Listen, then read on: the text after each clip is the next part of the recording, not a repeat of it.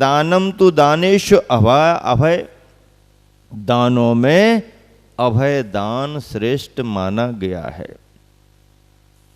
दानों में अभय दान श्रेष्ठ माना गया है। क्यों माना गया?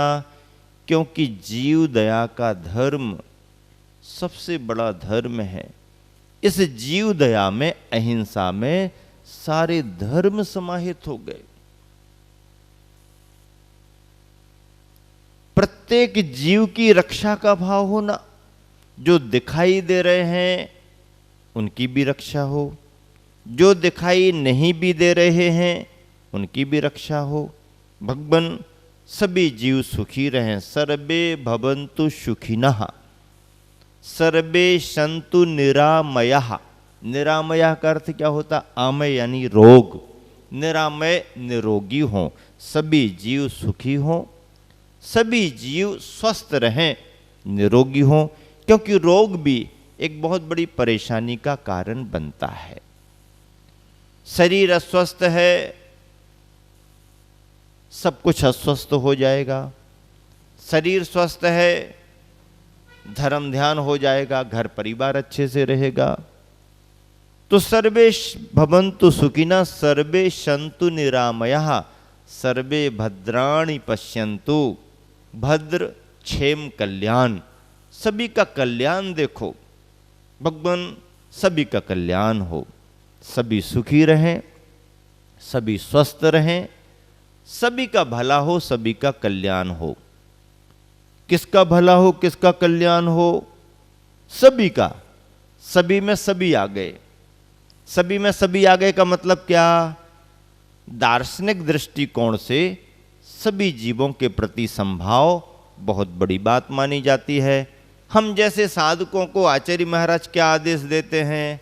आदेश यही देते हैं कि या तो तुम किसी को अपना मत मानो, या अपना मानो तो फिर सभी को अपना मानो। देखो, दोनों में रास्ता ठीक है। या तो ऐसी विचारधारा रखो कि कोई हमारा नहीं है, ठीक है ना, मामला सुलझ जाएगा। कोई हमारा नहीं भैया, कोई हमारा नहीं, कोई हमारा नहीं, ठीक है, सभी खुश रहेंगे। उन्होंने तो कह दिया कोई हमारा नहीं, उन्होंने तो कह दिया कोई हमारा नहीं, सब खुश। या फिर हमारा है, हमारे हैं, तो फिर सब हमारे हैं, तो भी सब खुश रहेंगे। अरे सभी हमारे हैं, सब खुश। इसमें व्यापकता है।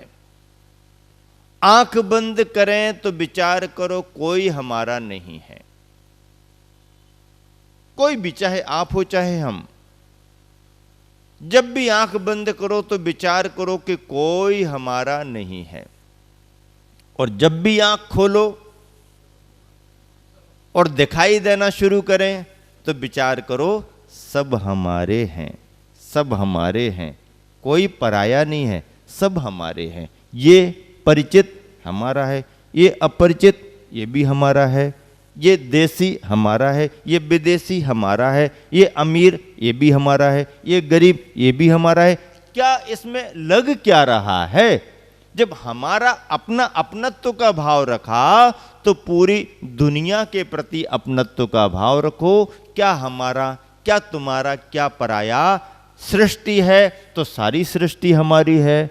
और यदि हमारा कोई नहीं है तो सृष्टि का कण मात्र भी हमारा, हमारे स्वभाव में नहीं है। है तो सब, नहीं है तो नहीं। कुटुंब है तो छोटे कुटुंब की बात क्या करो, छोटे परिवार की बात क्या करो। रहने में छोटे परिवार के साथ रहो तो रहो, लेकिन मान्यता में तो पूरी समाज को भी अपना परिवार मान के चलो, तो क्या हानि है? कुछ करने को थोड़ी जा रहे, मान ही तो रहे। सारी समाज, सारा नगर, सारा देश, दुनिया हमारी। मानो तो वसुधैव कुटुंबिकम, ये धरती ही हमारा कुटुंब है। और नहीं तो आंख बंद करो तो फिर हमारा कोई भी नहीं, कोई नहीं हमारा। अध्यात्म में विचार करें, चिंतन करें, ध्यान सामायिक में बैठें तो हमारा कोई नहीं।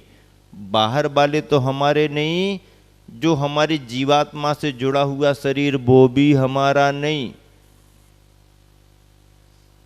सामयिक पाठ करते हैं हम लोग संस्कृत का, सामयिक के समय सत्येषु मैत्रीम गुणसु प्रमोदम वाला, उसमें आता है पाठ पुत्र कलत्र मित्र ही। जब हम समता साधना की बात करते हैं, अध्यात्म की बात करते हैं, तो पुत्र कलत्र मित्र कोई भी हमारे नहीं।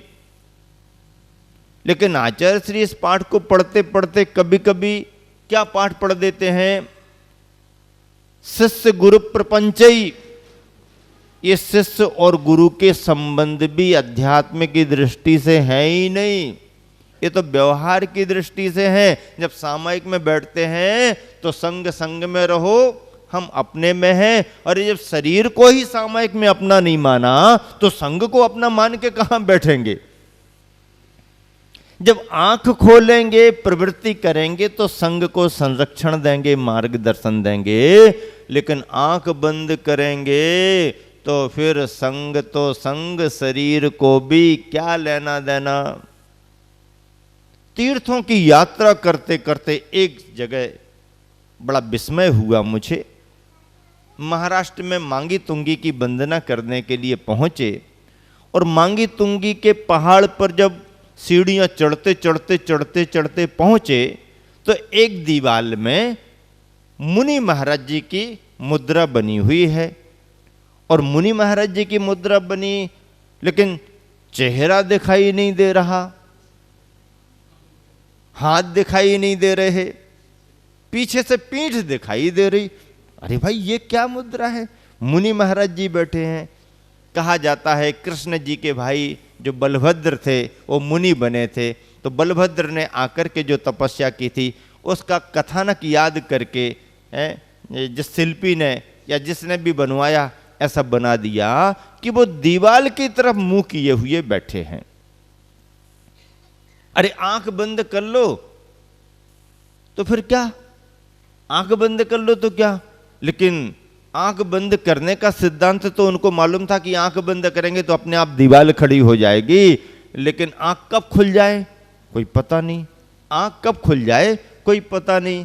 नेचुरल है तो खुलने के बाद भी विकल्प ना आए, ऐसा कोई उपाय किया जाए। तो बलभद्र के बारे में हरिवंश पुराण में लिखा है कि मुनि बन करके जब उन्हें और उनकी सुंदरता को लेकर के, उनकी प्रभावना को लेकर के जब भीड़ भाड़ और लोग बाग ज्यादा आने लगे तो उन्होंने उपाय किया कि अब क्या करें, तो दीवार की तरफ मुंह करके बैठ जाओ।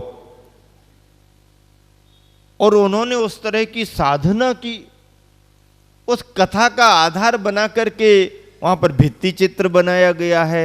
वंदना करते करते हमने कहा महाराज कम से कम महाराज को तो सामने सामने से दर्शन दे दो।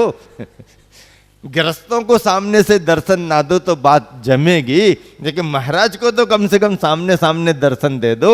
आप जैसे महाराज धन्य हैं जो निश्चिंत हो करके दीवार की तरफ मुंह करके और ध्यान कर रहे हैं। हम साधकों के लिए आपकी ये साधना प्रेरणा देती है। कई बार हमने गुरुवर आचार्य श्री को देखा संघ के बीच में ही सामयिक करते हैं, संघ के साथ सामयिक करते हैं। और कोई आ रहा जा रहा दर्शन भी करता जा रहा तो दर्शन करता जा रहा। लेकिन हम बैठे और कोई आएगा जाएगा तो अब किसको मना करें, किसको क्या करें। तो भैया तुम आते जाते रहो, दर्शन करते रहो, हम तो दीवार की तरफ मुंह करके थोड़ी देर को ही सही पर आराम से बैठे जाते हैं। अब आप दर्शन करते जाओ किसी को मना नहीं और अपना भी ध्यान हो जाए। कई बार साधक ऐसे उपाय कर लेता है, गृहस्थ चला करके व्यवधान डालना चाहता है, ऐसा नहीं। गृहस्थ तो भक्ति से आता है, वो कोई संत साधक को व्यवधान डालने के लिए नहीं आता, वो तो भक्ति से प्रेरित होकर के वंदना करने के लिए, उनका गुणगान करने के लिए, उनकी प्रशंसा करने के लिए आता। श्रावक भक्त तो गुरुओं की चर्या में सहयोगी ही बनता है, बस उसके लिए निश्चिंतता से दर्शन हो जाए, आराम से वंदना हो जाए, इससे ज्यादा अपेक्षा उसे कुछ है भी नहीं।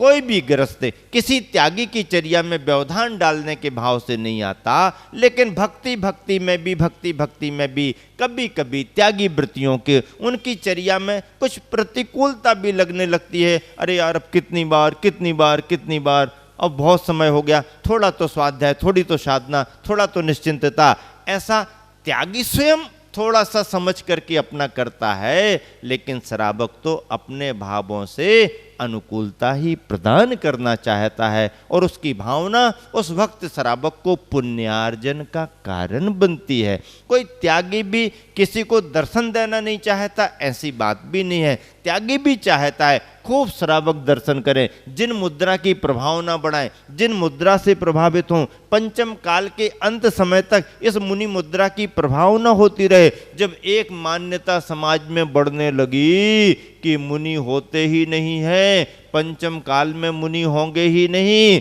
तब फिर इस मान्यता का निराकरण करने के लिए कौन आगे आए? इस मान्यता का निराकरण करने के लिए मुनि और आचार्य ही आगे आए, क्योंकि आचार्यों का प्रभाव होता है, मुनियों की वाणी का प्रभाव होता है, और ऐसी एकांत पक्ष की मान्यता का निराकरण करने के लिए, मुनि धर्म की प्रभावना बताने के लिए मुनि ही समाज में खड़े हुए, मुनियों ने ही इस मान्यता का निराकरण किया। तो मुनि स्वयं चाहते हैं जन जन में इस मुद्रा का बहुमान बढ़े, जन जन में जिन शासन के प्रति प्रभाव न बढ़े। मुनि चाहते हैं एक एक श्रावक इस मुद्रा से परिचित हो, इस मुद्रा को तीर्थंकरों की मुद्रा मान करके जिन शासन की प्रभावना में लगे, ये तो मुनि भी चाहते हैं। इसलिए मुनि भी किसी को मना करें तुम मत आओ, तुम दर्शन मत करो, ऐसा संभव ही नहीं है। मुनि तो चाहते ही हैं कि श्रावक जितनी निर्ग्रंथ मुनि मुद्रा की वंदना करेगा, उसका सम्यक दर्शन उतना ही पुष्ट होगा, उसका वैराग्य भाव उतना ही बढ़ेगा, उसको नियम संयम लेने की प्रेरणा उतनी ही मिलेगी। तो मुनि तो चाहते ही हैं कि गृहस्थी की झंझटों से बच बच करके आए और धर्म का लाभ लें। गृहस्थ भी मुनियों की सेवा करने के लिए, मुनियों की वैयावृत्ति करने के लिए, उनके स्वाध्याय का लाभ लेने के लिए, आहार दान में सम्मिलित होकर के कुछ पुण्यार्जन करें, इस भावना से श्रावक भी जाते हैं और वह मुनिचर्या में सहयोगी ही बनते हैं। ऐसे पंचम काल में ये मुनि मुद्रा अभी तक चली आ रही है, तो संरक्षण भी इसे मिला है और जीव दया मुनियों के द्वारा अहिंसा के रूप में पल रही है और जीव दया को ही अहिंसा का धर्म माना गया है।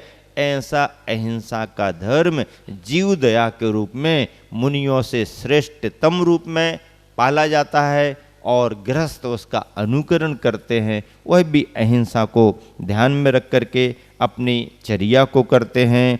तो दानों में अभय दान, आहार दान का अपना महत्व है, औषधि दान का भी अपना महत्व है, ज्ञान दान उपकरण दान का भी अपना महत्व है, लेकिन इन दानों में भी श्रेष्ठता अभय दान की कही। अभय दान की श्रेष्ठता कही, क्यों कही? क्योंकि अभय आनंद का कारण बनता है, निश्चिंतता का कारण बनता है। मुनि राज कौन सा दान देते हैं? मुनि महाराजों को तो आप चारों प्रकार के दान देते हो, पर मुनि महाराज कौन सा दान? मुनि महाराज तो पात्र हैं, दाता तो है नहीं।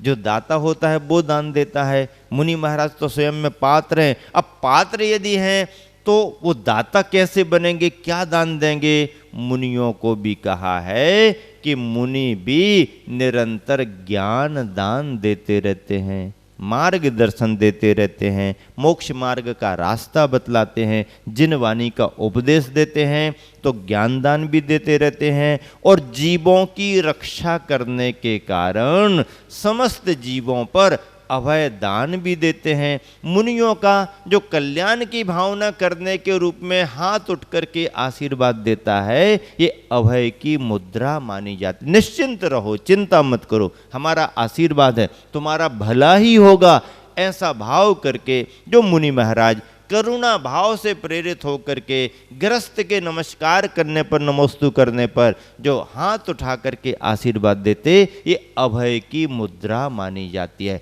निश्चिंत रहो। और ऐसा अभय का हाथ उठा देने से सामने वाला चाहे परिचित हो चाहे अपरिचित हो, वो निश्चिंत हो जाता है, प्रसन्न हो जाता है। गुरुवर का हमारे पर बरद हस्त है, गुरुवर का हमको आशीर्वाद मिल गया है, ऐसा उसके मन में विश्वास आ जाता है। इसलिए दानों में अभय दान आशीर्वाद श्रेष्ठ माना गया है।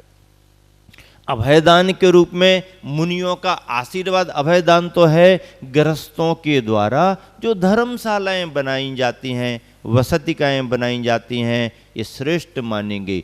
सूकर का उदाहरण बसति का अभयदान में मुनि महाराज पर सिंह उपसर्ग करने को आ रहा और सूकर रास्ते में आ गया। मुनि महाराज पर उपसर्ग नहीं कर सकता, मेरे रहते तू कैसे कर सकता है। पुराने भाव की उनकी कहानी, एक कुम्हार था और एक नाई था, दोनों ने मिलकर के वो बनाया था, विवाद हो गया था। अगली पर्याय में एक सिंह बना, एक शूकर बना, तो सिंह मुनि पर उपसर्ग करना चाह रहा और शूकर बीच रास्ते में उसका भाव समझ के आ गया, मेरे रहते मुनि पर तुम उपसर्ग नहीं कर सकते। मुनि महाराज गुफा में बैठे थे और सिंह और शूकर में झगड़ा हुआ, दोनों जोर से झगड़े। सिंह अंदर जाना चाह रहा, शूकर दरवाजे पर कह रहा कि अंदर जाने ही नहीं दूंगा। सिंह और शूकर में बहुत तेज झगड़ा हुआ और दोनों घायल हुए, दोनों का मरण हो गया। घायल हो गए, झगड़ गए, मरण हो गया। लेकिन शास्त्र कहता है कि सिंह मुनि महाराज को मारने का भाव रखता था, इसलिए मर करके नरक गया, और सूकर मुनि महाराज जी की रक्षा में मरण को प्राप्त हुआ, इसलिए मर करके स्वर्ग गया। सूकर स्वर्ग गया। आचार्य समंत भद्र महाराज ने बड़े बड़े दानियों को दरकिनार करके सूकर का नाम लिया। अरे भैया, इतनी बड़ी बड़ी गुफाएं बनाने वाले राजा महाराजा चले गए, सूकर का नाम कहां से आ गया। आचार्य समंत भद्र महाराज ने कहा, एक कमजोर शूकर सिंह का सामना कर रहा है मुनि की रक्षा के लिए, इससे बड़ा और कौन होगा अभयदान देने वाला, जिसने स्वयं मरण करके भी मुनि की रक्षा की है। जटायु ने स्वयं को मरण करा दिया तो करा दिया, लेकिन सीता की रक्षा में रावण से भी युद्ध करने के लिए जटायु तैयार हो गया। जटायु अभयदान में प्रसिद्ध हुआ है, सीता की रक्षा करने में प्रसिद्ध हुआ है। ऐसी जो वसतिकाएं, धर्मशालाएं, मुनियों को रहने के लिए स्थान या क्षेत्र बनाए जाते हैं, ये सब अभयदान, जिन जगहों पर जाकर के हम निश्चिंतता से धर्म ध्यान कर सकते हैं।